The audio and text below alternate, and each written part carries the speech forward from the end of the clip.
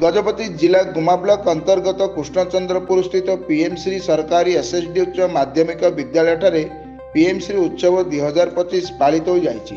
कृष्णचंद्रपुर पीएमश्री सरकारी एसएसडी उच्च माध्यमिक विद्यालय प्रधान शिक्षक शैलेश चंद्र मिश्र सभापतित्व आयोजित यह कार्यक्रम में मुख्य अतिथि भाव जिला शिक्षाधिकारी डॉक्टर माहेदर साहू, मुख्य वक्ता भाव जिला मंगल अधिकारी सोलोमन रायका, सम्मानित अतिथि भाव जिला शिक्षा निरीक्षक रमेश चंद्र दास, गोष्ठी उन्नयन अधिकारी दुलेराम मारंडी, ब्लॉक अध्यक्ष सोनेमी मंडल, लांजेश्वर उन्नयन अनुष्ठान सह कल्याण अधिकारी आकाश कुमार दिगाल, गुमा गोष्ठी शिक्षाधिकारी नयन रंजन मंडल, आंचलिक संबल साधन संयोजक क्षमा सागर पालका, विद्यालय परिचालना कमिटी सभापति फिलिमन भूया प्रमुख मंचासीन थिले।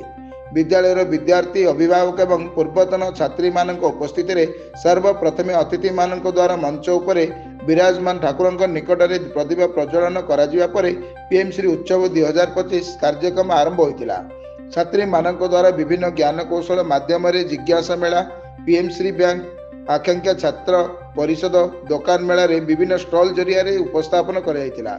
भल प्रदर्शन उपस्थापन देइतिबा छात्री मानकु प्रथम, द्वितीय और तृतीय स्तर में पुरस्कृत कराइतिला। एही परिप्रेक्षी रे विभिन्न सांस्कृतिक कार्यक्रम मान परिवेषण करा जाइछि।